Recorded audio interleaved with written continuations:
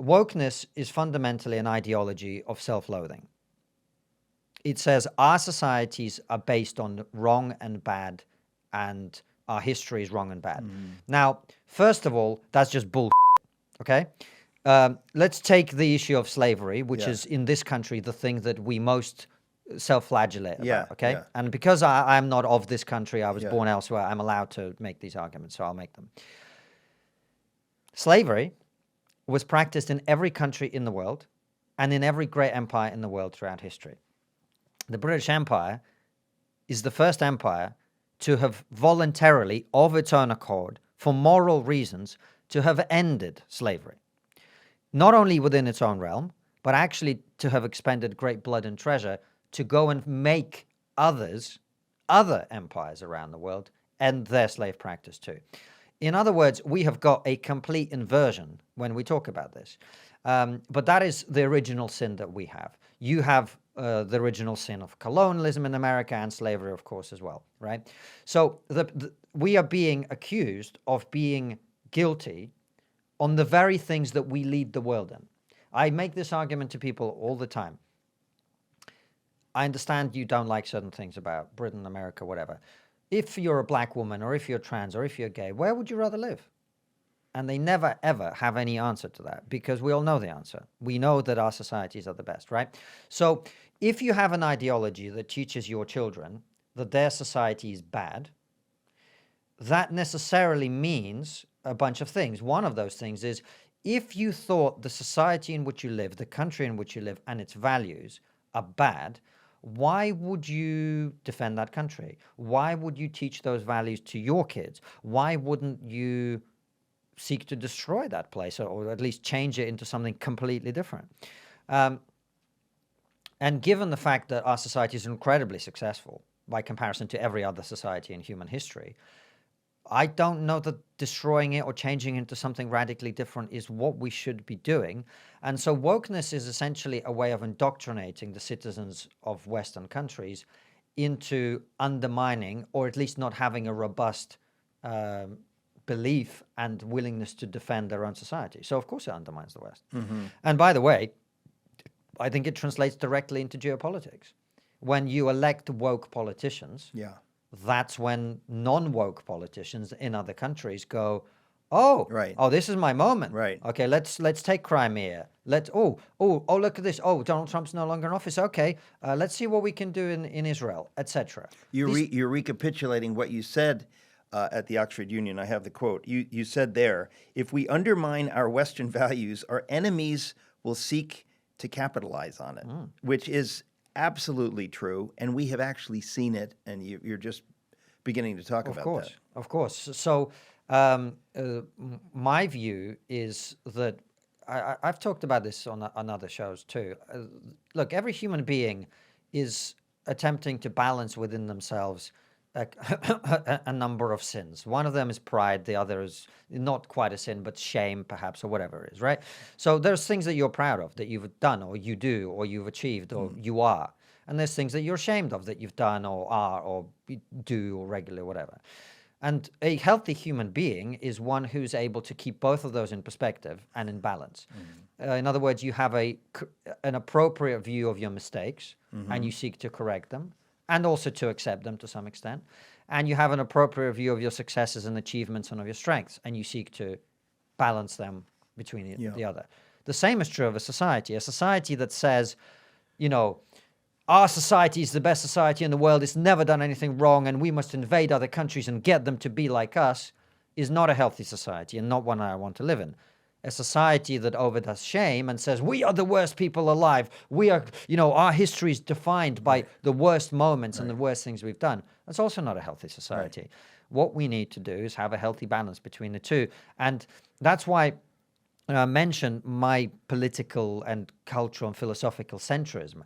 The reason that I find myself on your show and aligned with people like you is not that I necessarily belong on your wing of politics. I'm just saying the car has gone way off the road to the left, and I want to yank it back to the center. And there's a very real possibility that 20 years from now I'm going to be yanking the steering wheel the other way. That's also possible. I see that. And I'm interested in our society thriving. I don't care about politics. Well, you seem to care about truth, and the very idea of truth is anathema to people who don't believe in free speech, because obviously people who believe in free speech they're willing to risk. It's a very good point. Because they're trying to get at something fundamental. They're trying to get someplace, and they realize it may be difficult to get there, and the road may be messy. We may have to hear things we don't like, but that's part of the process.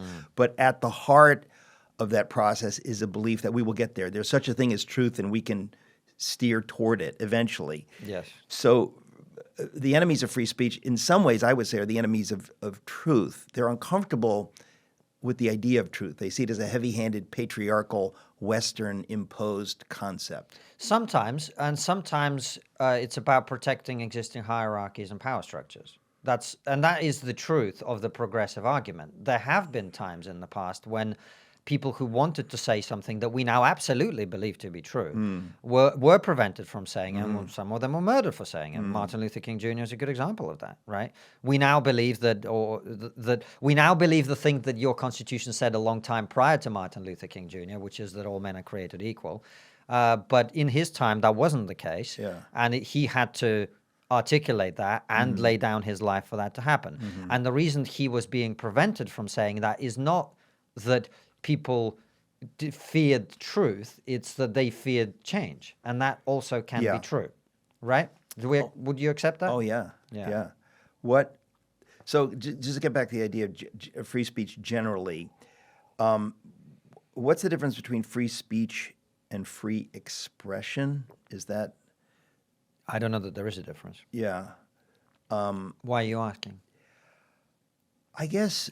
maybe the bigger question is, how does one police free speech? Because we all would argue that there are lines. I mean, legally in the United States, there was the case, I don't know when the Supreme Court, they talk about, you cannot yell fire in a crowded theater. So, no, you don't have that freedom because there's imminent harm or whatever. So there are always limits. That's what the woke left would say. They would say, if you say this, it will lead to this. And they almost immediately go to death. People will die. People are dying. Well, they're not wrong to say that, and here's why. I've asked this question of people in a slightly rhetorical way because I don't know what the answer is. But I do, but I don't know what the answer to the problem it poses is. Yeah. If we had Twitter in 1776? Would you be allowed to say the things that the revolutionaries in America were saying? Because that would lead to a hell of a lot of dead people, right? Your country wouldn't exist if it operated under the censorship rules that we have now, on the one hand. Yeah. On the other hand,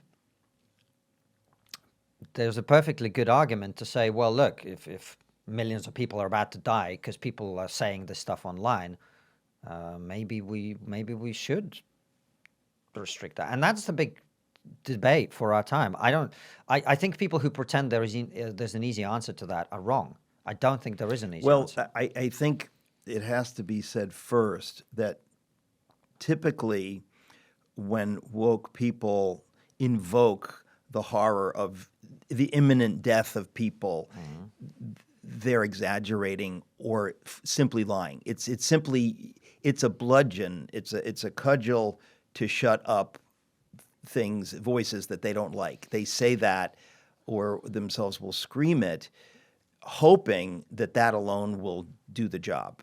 I think that's true of some woke people, but I also think it is true.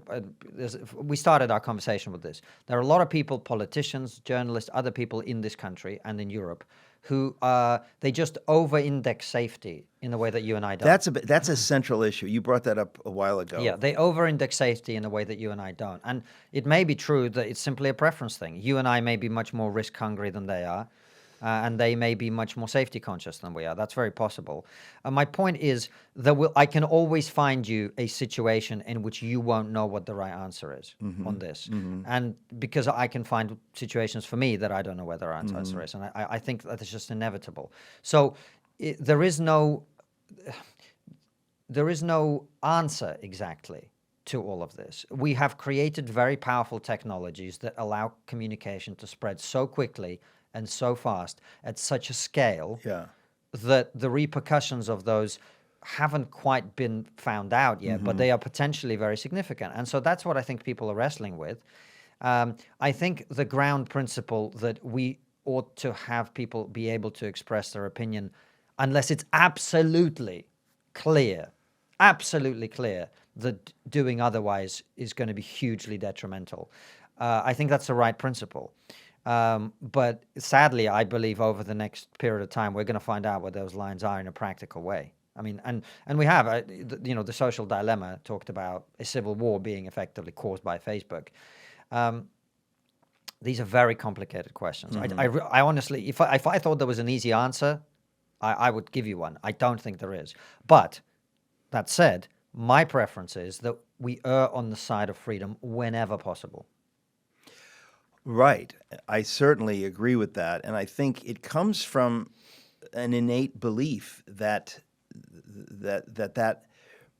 will work, or even more than that somehow that's right. Yes. And that's the larger question. Why would we say that that's right? And why do we feel innately that that's right? What is it about us that would lead us to that? Well, I'll come back to it's a Western value, but the real thing that we're not talking about in this conversation is something else, which is we believe in free speech for human beings who are citizens of our countries. Mm-hmm. Yeah? Yeah. Do we believe in the right of a Chinese bot farm to stir up trouble on Twitter? Do we? I don't. I see that as what I grew up with in the Soviet Union. It's just foreign interference, and propaganda, and active measures, as they were used to be called in the Soviet Union. The United States of America did not broadcast Soviet propaganda into the homes of its citizens. Right. So why would it allow Chinese propaganda or Russian propaganda, bot farms, to be broadcast onto their phones and straight into their brains, right? There is another dimension to this. Yeah. It's not as simple as people like to pretend. Yeah. Well, it's interesting. It reminds me of, I've made the argument about when people are absolutists about economic freedom, and they talk about the free market, and that's why, we shouldn't have tariffs. That's why we should trade with China. That's why, and you think, well, wait a minute, if the labor in China is slave labor, that's where my belief in free trade stops. Because if you can exploit people, if they in China can exploit Uyghur Muslim slave labor, doing business with them is like doing business with the Nazis who have Jewish slave labor, or there's a moral issue. So there are limits to these freedoms, and you're identifying that as the borders of America, effectively, or the West, I would say. But yeah. I think that particular circle is actually not that hard to square. The way you conduct yourself with your family and your children at home is not the way you conduct yourself with strangers on the street.